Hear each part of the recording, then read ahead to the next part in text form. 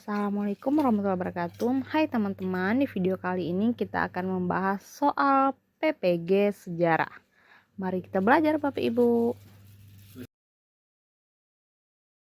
Kita masuk soal nomor 1 Bapak Ibu. Pada masa pendudukan Jepang di Indonesia, banyak organisasi yang dibentuk bersifat militer dan militer. Kebijakan Jepang saat menduduki Indonesia tidak sepenuhnya merugikan. Ada beberapa kebijakan yang memberi kesan positif bagi perkembangan bangsa Indonesia. Dalam positif, penduduk Jepang di bidang semi militer dan militer bagi bangsa Indonesia adalah A. Para pemuda mendapatkan pelatihan militer sehingga memahami hal-hal seperti persenjataan, strategi, dan intelijen. B. Rakyat Indonesia dengan mengenal organisasi semi militer atau militer mampu memperjuangkan bangsa Indonesia dari para penjajah. C. Mengenal organisasi semi militer, maka masyarakat Indonesia bisa memanfaatkan demi tercapainya bangsa Indonesia merdeka. D. Terbentuknya sikap mental yang baik dari pemuda yang tadi merupakan hasil pendidikan militer Jepang. Sikap tersebut antara lain sikap disiplin, berani, jujur, dan kerja keras. E. Kemampuan-kemampuan tersebut kemudian dimanfaatkan para pemuda untuk memberontak terhadap Jepang, melawan sekutu pada masa pendudukannya, dan mempertarungkan kemerdekaan setelah proklamasi. Kira-kira jawaban yang benar untuk soal nomor 1 ini apa Bapak Ibu?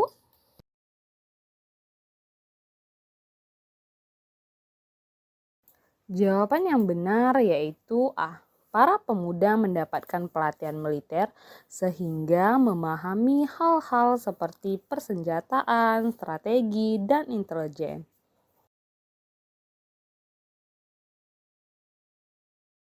Kita masuk soal nomor 2 Bapak Ibu.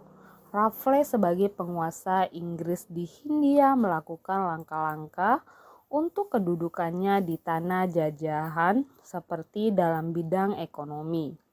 Ia ingin memperbaiki tanah jajahan termasuk ingin meningkatkan kemampuan rakyat dalam pelaksanaan di lapangan menghadapi berbagai kendala. Budaya dan kebiasaan petani sulit diubah, pengawas pemerintah kurang, dominasi orang-orang Eropa dalam ekonomi masih terlihat. Kondisi ini tetap menyebabkan terpuruknya perekonomian pribumi. Karena A. Masa pemerintahan Raffles tersebut mengurangi pendapatan para bupati dalam memperoleh upeti karena langsung diolah oleh gubernur. B. Penduduk mengalami keterbelakangan dalam pendidikan karena minimnya pendapatan mereka sehingga tidak mampu membayar sesuai kesepakatan para masa Raffles. D. Raffles berhasil melakukan pembaruan perekonomian dengan menggerakkan sewa tanah yang memberikan keuntungan kepada penduduk yang memiliki tanah. E. Penduduk mengalami kerja rodi, perbudakan, dan juga monopoli. Karena Raffles masih sulit melepaskan kultur sebagai penjajah.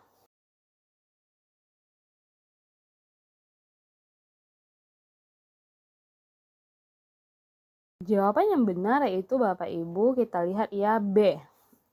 Penduduk mengalami keterbelakangan dalam pendidikan karena minimnya pendapatan mereka, sehingga tidak mampu membayar sesuai kesepakatan pada masa Raffles.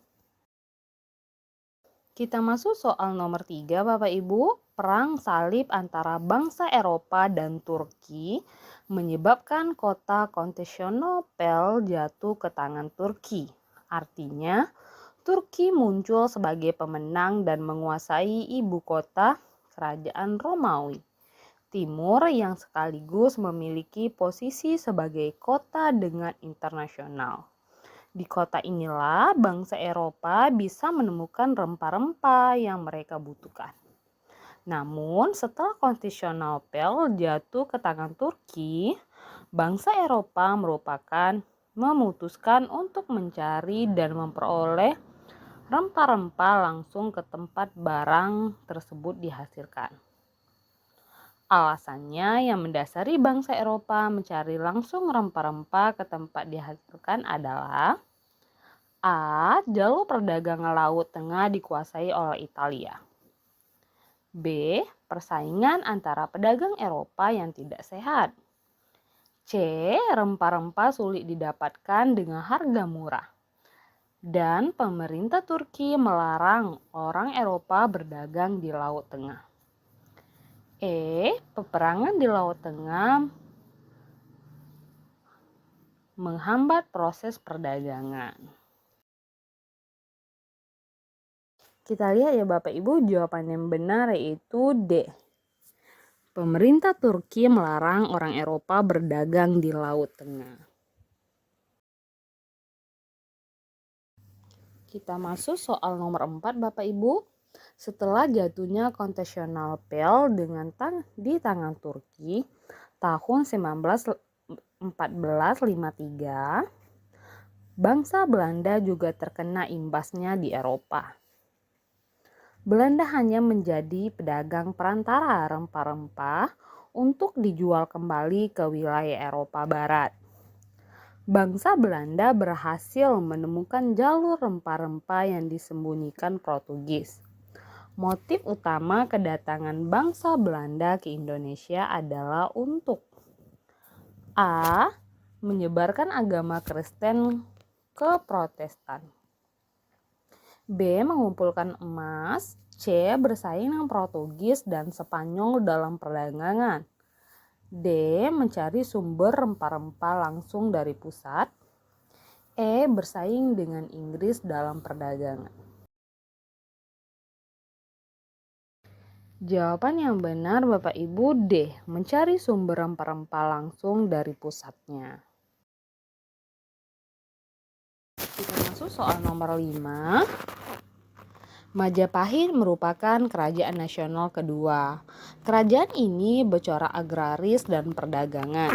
Kerajaan Majapahit tumbuh menjadi negara-negara besar yang menguasai perdagangan dan pelayanan, serta mencapai puncak kejayaan pada masa pemerintahan Hayam Wuruk. Faktor Majapahit menjadi kerajaan besar agraris dan perdagangan adalah A. Tanahnya subur, banyak menghasilkan bahan-bahan ekspor seperti beras dan kacang-kacangan. B. Pusat kerajaan di tepi sungai besar sehingga hubungan dengan dunia luar sangat mudah. C. Majapahit terletak di daerah pedalaman dengan hasil perekonomian berupa hasil pertanian. D. Masyarakat Majapahit pada umumnya bermata pencarian sebagai petani, sehingga hasil pertanian melimpah. E. Masyarakat Majapahit memiliki kepandaian mengelola lahan pertanian sehingga banyak negara luar belajar dari petani.